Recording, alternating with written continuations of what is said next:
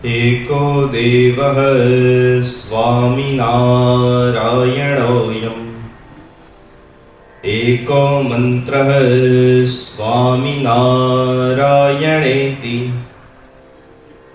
एको वैद्यः स्वामिनारायणोऽयम् एकोपास्यः स्वामिनारायणो नः। कृपा करो मुझ ऊपरे सुखनिधि सहजानंद गुण तमारा गाववा बुद्धि आपजो सुख कंद गुण तमारा गाववा बुद्धि आपजो सुख कंद।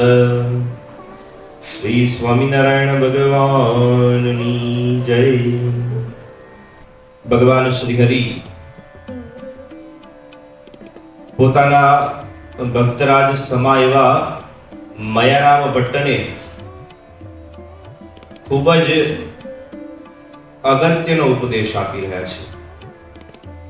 અગત્યનો એટલા માટે કારણ કે ભગવાન શ્રી હરિએ અહીંયા ધર્મ અને અધર્મ સર્ગ એની વાત કરી છે।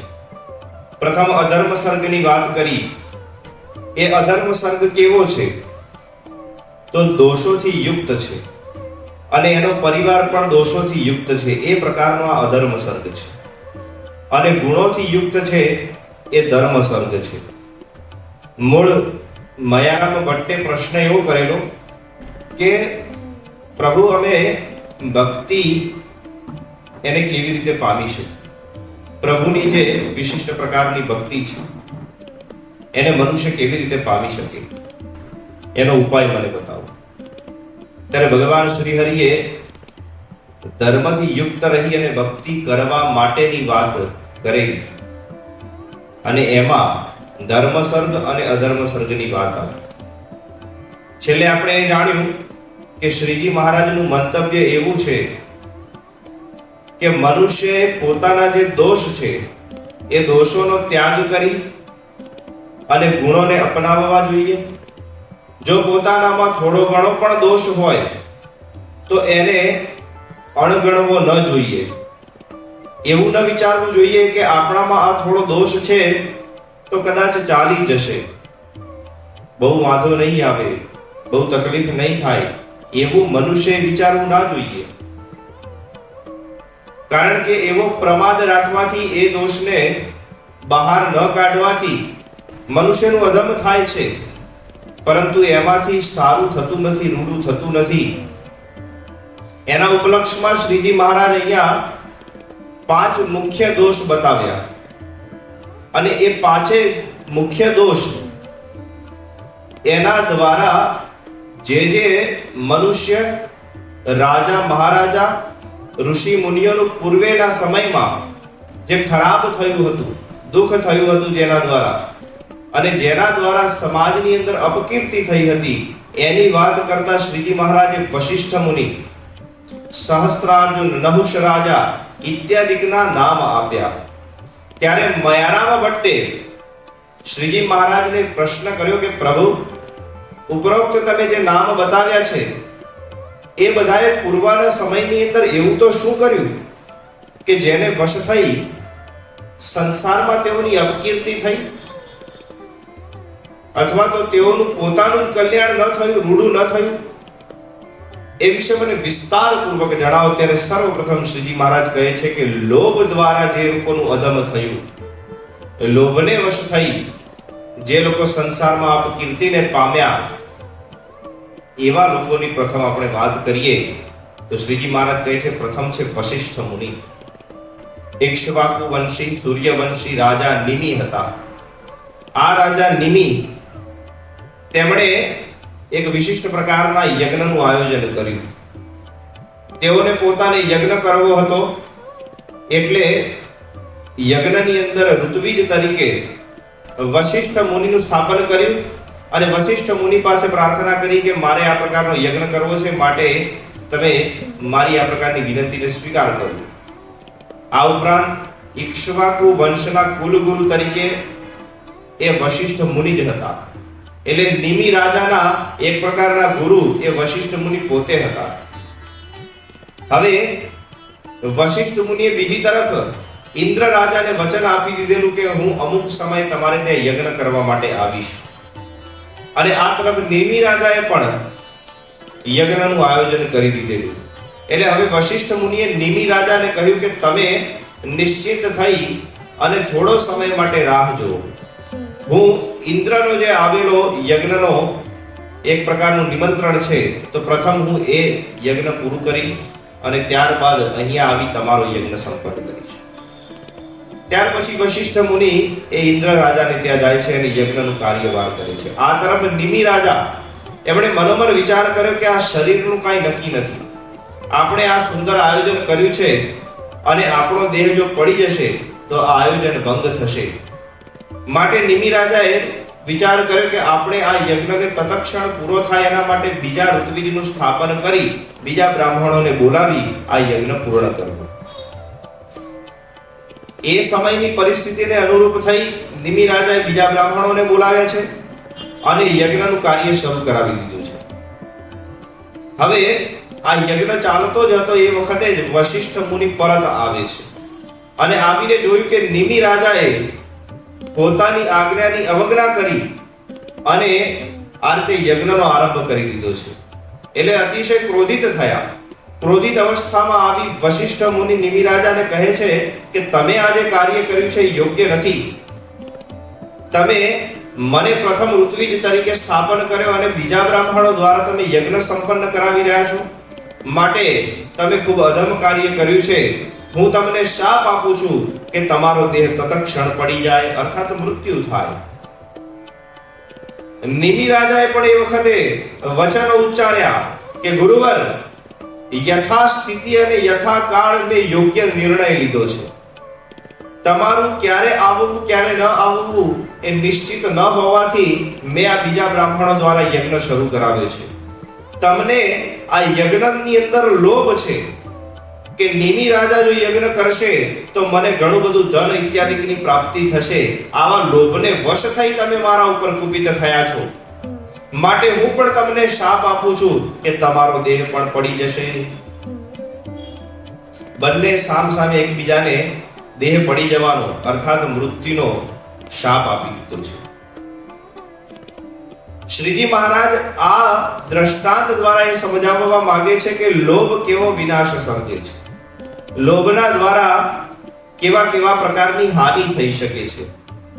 એના દ્વારા લાભ તો થતો જ નથી, ઉલટાનો ગેરલાભ થાય છે. વશિષ્ઠ મુનિએ ધનનો લોભ કરી નિમિ રાજાને યજ્ઞની અંદર ઉપાધિ ઊભી કરી અને એને કારણે તેમને પોતાને તો તકલીફ થઈ, બીજાને તકલીફ થઈ, બધાને કેવી મુશ્કેલી થઈ એનું હવે આગળ વર્ણન છે. વશિષ્ઠ મુનિ હવે કારણ કે દેહ એમનો પડી ગયો, શાપ મળવાથી તત્ક્ષણ બંનેના દેહ સામ સામે પડી જાય છે. બંનેના દેહમાંથી જીવાત્મા બહાર નીકળી જાય છે. એટલે એક તરફ વશિષ્ઠ મુનિ છે, એમને મિત્રા વરુણ દ્વારા ઉર્વશીના ઉદરમાંથી જન્મ ધારણ કર્યો. એટલે સંસારની અંદર વેશ્યાના પુત્ર તરીકે એમની અપકીર્તિ થઈ. લોભ એને વશ થઈને થઈ ને. લોભ ન કર્યો હોત તો અવશ્ય આવું ન થયું હોત. બીજી તરફ નિમિ રાજા, એનો દેહ પડી ગયો. હવે જે બ્રાહ્મણોએ યજમાનનું કાર્ય શરૂ કર્યું છે, યજ્ઞ કાર્ય શરૂ કરી દીધું છે, હવે એ કાર્ય પરિપૂર્ણ કર્યા વિના એ યજ્ઞ બંધ કેમ થઈ શકે? એટલે જે બધા બ્રાહ્મણો હતા એમને વિચાર કર્યો કે ભલે આપણા યજમાન અહીંયા ઉપસ્થિત નથી, પરંતુ આપણે એ યજમાનનું કાર્ય સંપૂર્ણ કરીશું. એ વખતના સમયમાં જે ઔષધિઓ ઇત્યાદિ ઉત્પન્ન થઈ હતી અને ઉપલબ્ધ હતી, એ બધી ઔષધિઓ દ્વારા નિમિ રાજાના શરીરને સાચવીને મૂકી દેવામાં આવ્યું, જેથી કરી એનું શરીર સ્વસ્થ રહી શકે. બ્રાહ્મણોએ સમસ્ત યજ્ઞ પરિપૂર્ણ કર્યો. દેવતાઓ ઉપસ્થિત થયા યજ્ઞની અંદર, કારણ કે એ વખતના સમયની અંદર બ્રાહ્મણો ઉચિત પદ્ધતિથી અને બિલકુલ શાસ્ત્રએ નિર્દેશિત કરેલા પથ દ્વારા જ આ લોકો યજ્ઞનું આયોજન કરતા અને એને વશ થઈ દેવતાઓ સાક્ષાત પોતાનું હવિષ્યાન લેવા માટે પ્રગટ થતા. સાક્ષાત દેવતાઓ યજ્ઞની અંદર ઉત્પન્ન થાય. આવી એ વખતના સમયની અંદર પરિસ્થિતિ હતી. તો બ્રાહ્મણોએ આ યજ્ઞ કર્યો, એના આધારે આ દેવતાઓ અહીંયા યજ્ઞમાં ઉપસ્થિત થયા છે. દેવતાઓએ બ્રાહ્મણોને કહ્યું છે કે તમે ઈચ્છિત વરદાન માંગો તમારા યજમાન માટે. ત્યારે બ્રાહ્મણોએ પ્રાર્થના કરી કે હે દેવ, હે ઈશ્વર, તમે સમર્થ છો. અમારા યજમાન એવા નિમિ રાજા, એનો દેહ પડી ગયો છે. જો તમે ખરેખર પ્રસન્ન થયા હોય તો નિમિ રાજાના દેહમાં ફરીવાર એમનો જીવ આવે તેવો પ્રકારનો પ્રયત્ન કરો. એટલે દેવતાઓએ તથાસ્તુ કહ્યું. નિમિ રાજાના શરીરની અંદર ફરીથી તેમનો પ્રાણ આવે છે. નિમિ રાજા જાગૃત થયા, પરંતુ હવે તેમને દેહની અંદર જરાય પણ આસક્તિ રહી નહીં. એટલે તેમણે દેવતાઓને કહ્યું કે મારે હવે આ દેહની અંદર રહેવું નથી, મારે આ બંધનકારી મનુષ્ય યોનિમાં રહેવું નથી. માટે તમે મને આ પ્રકારનું વરદાન ન આપશો, પરંતુ બીજું કંઈક વરદાન આપવું હોય તો આપો, અન્યથા મારે આ દેહમાં રહેવું નથી. એટલે દેવતાઓએ નિમિ રાજાને એવું વરદાન આપ્યું કે તમે ભલે તમારા દેહમાં રહેવું નથી, તમે દેહ વિના પણ આ રીતે ભગવાનનું ભજન કરી શકશો, દેહ વિના પણ તમે રહી શકશો. અને જે જીવ માત્ર છે આ પૃથ્વી પરના, એના આંખોની અંદર તમારો વાસ થશે. અને એ આંખોની અંદર વાસ થવાથી તમારી ઉપસ્થિતિ એ જીવની અંદર છે, એની આંખોમાં છે. એના માટે એ જીવની પાંપણો વારંવાર ઊંચી નીચી થયા કરશે. એના આધારે તમે અહીંયા પૃથ્વી પર છો એવું વચન એ સિદ્ધ થશે. આંખોની દ્રષ્ટિ ઊંચી નીચી થાય એને નિમિષ કહેવામાં આવે છે. નિમિ રાજાના ઉપરથી પડેલું નામ છે. નિમિષનો અર્થ થાય છે કે પળવાર માટેનું, એક પાંપણ ઊંચી નીચી થાય એટલા સમય માત્રનું. શ્રીજી મહારાજ કહે છે કે વશિષ્ઠ મુનિએ લોભ કર્યો, એને વશ થઈ સમાજની અંદર અપકીર્તિને પામ્યા. અને નિમિ રાજાનું પણ કંઈ બહુ સારું થયું નહીં. હવે બીજી વાત કરીએ સહસ્ત્રાર્જુનની. હે મયારામ, પૂર્વેના સમયની અંદર ચંદ્રવંશમાં ઉત્પન્ન થયેલા એવા કૃતવીર્યના પુત્ર હતા અર્જુન. આ અર્જુન એમણે દત્તાત્રેય ભગવાનની આરાધના કરી અને દત્તાત્રેય ભગવાનની આરાધના કરવાને કારણે એમને વરદાનની પ્રાપ્તિ થઈ. વરદાનની અંદર તેમણે સહસ્ત્ર બાહુની માંગણી કરી. સહસ્ત્ર એટલે 1000 હાથ માંગ્યા અને દત્તાત્રેય ભગવાને પ્રસન્ન થઈ તેમને 1000 હાથ આપ્યા પણ ખરા. સમસ્ત સંસારની અંદર અતિશય બળવાન તરીકે ઓળખાતા આ અર્જુનને હવે સહસ્ત્ર અર્જુન કહેવામાં આવ્યા. આ સહસ્ત્ર અર્જુન એ પોતાનું રાજ્યભાર સંભાળી રહ્યા છે અને અતિશય આનંદિત થઈ પુલકિત થઈ એ પોતાનું જીવન વિતાવી રહ્યા છે. કોઈ વખતના સમયે વનની અંદર આ સહસ્ત્ર અર્જુન મૃગયા કરવા માટે જાય છે. મૃગયા એટલે શિકાર કરવા માટે જાય છે. તેમને શિકાર કરતા કરતા કોઈક સ્થાનની અંદર જમદગ્નિ ઋષિનો આશ્રમ દેખાયો. એ ઋષિના આશ્રમ પ્રત્યે સહસ્ત્ર અર્જુન પહોંચે છે. ઋષિએ આ રાજાની અતિશય ઉત્તમ દ્રવ્યો દ્વારા આગતા સ્વાગતા કરી. એટલે આ સહસ્ત્ર અર્જુનને થયું કે આવા ઋષિ પાસે આટલું બધું દ્રવ્ય ઐશ્વર્ય એ કેમ કરીને હોઈ શકે? અમારી પાસે અર્થાત અમારા જેવા રાજા પાસે પણ જે દ્રવ્ય ઉપલબ્ધ નથી એ આ ઋષિ પાસે કેમ કરીને હોઈ શકે? એટલે એમને જાણવા મળ્યું કે આ ઋષિ પાસે કામધેનુ છે. કામધેનુ એટલે જે મનોકામના કરીએ એ એની પાસેથી સંપન્ન થાય એ પ્રકારની ગાય એને કામધેનુ કહેવાય છે. જે માત્ર સંસારમાં એક જ છે એવી કામધેનુ ગાય આ જમદગ્નિ ઋષિ પાસે હતી. એટલે સહસ્ત્રાર્જુનને લોભ જાગ્યો કે આવી ગાય તો આપણા રાજ્યની અંદર હોય તો કેટલું શુભ થાય. જો રાજા પાસે કેટલું બધું ધન દોલત હોય, એમાં આ સહસ્ત્રાર્જુન એટલે કેટલો બળશાળી, કેટલો મહાન રાજા. રાવણ જેવા રાવણને જેને પોતાની કેદમાં લઈ લીધેલો, રાવણને કેદમાં પકડી અને જેલમાં પૂરી દીધેલો એવો આ સહસ્ત્રાર્જુન, આવો મહાન સહસ્ત્રાર્જુન, એની પાસે ધન દોલતની કઈ રીતે કમી હોઈ શકે? પરંતુ કોઈકની બીજાની દ્રવ્યની અંદર, બીજાના ધનની અંદર જેની લોભ વૃત્તિ થાય, એનું અધમ થાય, એનો વિનાશ થાય, એમાં શંકાને સ્થાન નથી હો. આ સહસ્ત્રાર્જુનને બીજા કોઈકની દ્રવ્યમાં, બીજા કોઈકની વસ્તુની અંદર લોભ જાગ્યો કે આવી કામધેનુ ગાય તો આપણા રાજ્યમાં હોવી જોઈએ. એટલે રાજાએ પ્રથમ તો જમદગ્નિ ઋષિને કહ્યું કે આ કામધેનુ તમે મને આપી દો. એટલે જમદગ્નિ ઋષિએ કહ્યું કે ના, એ શક્ય બને એમ નથી, આ કામધેનુ હું તમને નહીં આપી શકું, મહારાજ મને ક્ષમા કરજો. વિનયપૂર્વક ના પાડી. એટલે સહસ્ત્રાર્જુન એને એક ક્રોધે ભરાયો. ક્રોધે ભરાઈ જમદગ્નિ ઋષિના સમક્ષ એને એક પ્રકારનો વિદ્રોહ કર્યો અને પોતાના સૈનિકોને આજ્ઞા કરી કે આ કામધેનુને આપણે બળજબરીપૂર્વક આપણા રાજ્યની અંદર લઈ જઈશું. અને પોતાની નગરી એવી માહિષ્મતી એની અંદર લઈને આવે છે. જમદગ્નિ ઋષિ ખૂબ ના પાડે છે, પણ છતાંય સહસ્ત્રાર્જુન માનતો નથી અને કામધેનુને લઈ અને પોતાના નગરમાં ચાલ્યો જાય છે. આ તરફ જમદગ્નિ ઋષિ ઉદાસ મન થઈ અને પોતાના આશ્રમમાં નિવાસ કર્યો છે અને પોતાના સૌથી નાના એવા પુત્ર પરશુરામજી એ બહાર ક્યાંક વનની અંદર ગયેલા હોય છે અને ત્યાંથી પરત પોતાના આશ્રમ ઉપર આવ્યા અને જાણ્યું કે આપણા પિતાએ કેમ ઉદાસીન થયા છે, કારણ કે આપણી કામધેનુ એને સહસ્ત્રાર્જુન નામનો રાજા લઈને ચાલ્યો ગયો છે. આવું સાંભળતાની સાથે જ પરશુરામજી અત્યંત ક્રોધિત અવસ્થાને પામ્યા, ખૂબ ક્રોધે ભરાયા અને ક્રોધિત અવસ્થાને થઈ અને તત્ક્ષણ ફરસી ઉપાડી અને આ રાજાને હું હવે છોડીશ નહીં, કારણ કે એને અધમ કૃત્ય કર્યું છે, બ્રાહ્મણોની અવજ્ઞા કરી છે. એવો આ ક્ષત્રિય રાજા એ અધમ છે, પાપી છે અને મહાકષ્ટને પામનારો છે, માટે હું એનું નિકંદન કાઢી નાખીશ. એવા મનોસંકલ્પની સાથે પરશુરામજી એ ક્રોધિત અવસ્થાની અંદર થઈ માહિષ્મતી નગરીના દ્વારે પહોંચ્યા. દ્વારપાળોએ રોકવાનો પ્રયત્ન કર્યો, સૈનિકોએ રોકવાનો પ્રયત્ન કર્યો. જે પણ પોતાના માર્ગની અંદર આવ્યા એના મસ્તકનું ઉચ્છેદન, બીજી કોઈ વાત નહીં. જે પણ પોતાના માર્ગમાં આવે એના મસ્તકનું ઉચ્છેદન કરતા કરતા એ પરશુરામજી સહસ્ત્રબાહુ અર્જુનની પાસે પહોંચી ગયા યુદ્ધ કરવા માટે. હવે તો યુદ્ધ એ જ કલ્યાણ, એવા પ્રકારનો સંકલ્પ હતો.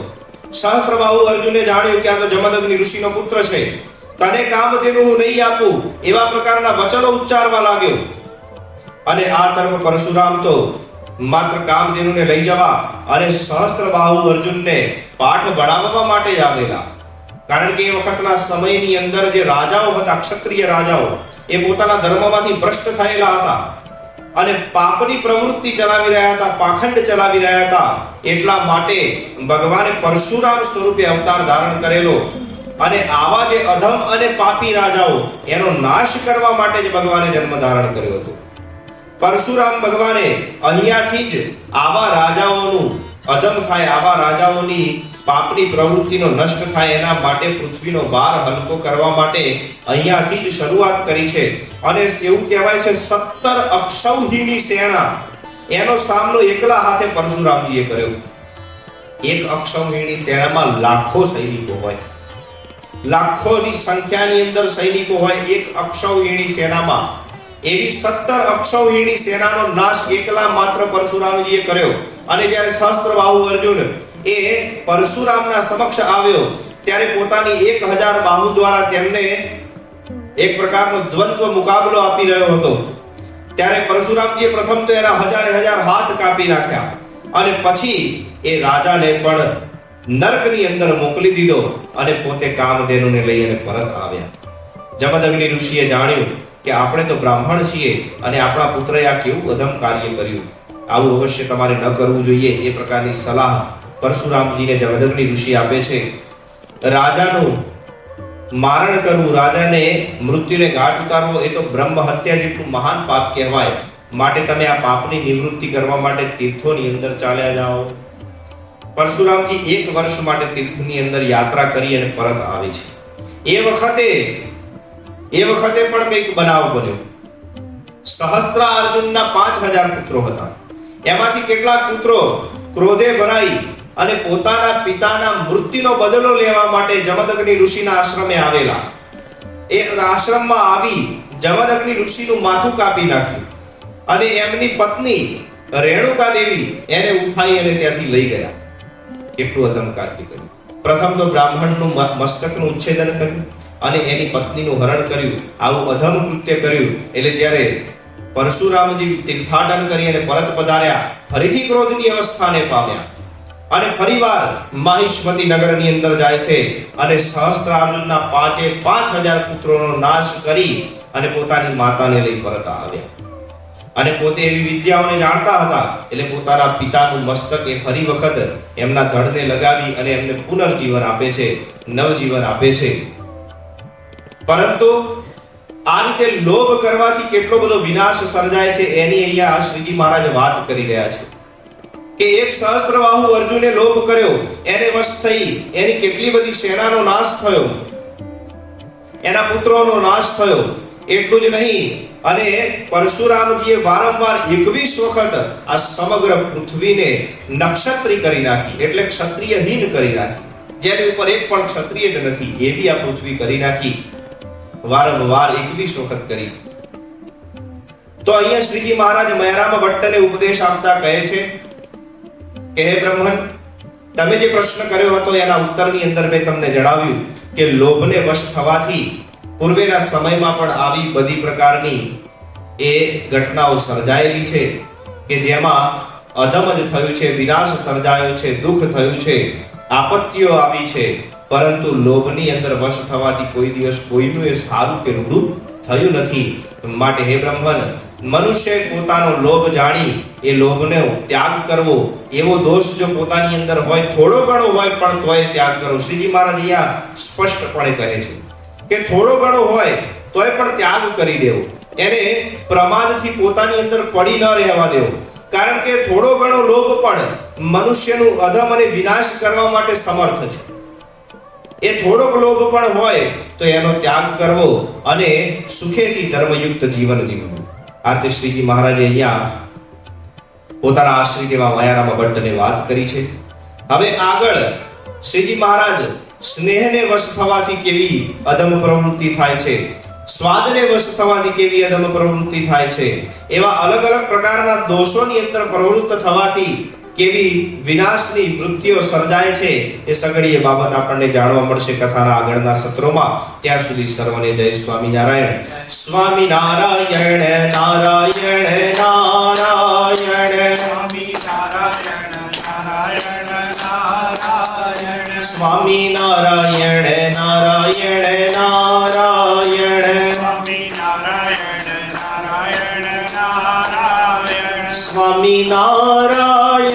સ્વામિનારાયણ,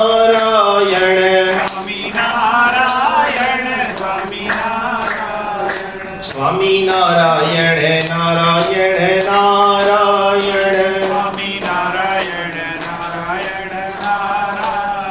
સહજાનંદ સ્વામી મહારાજની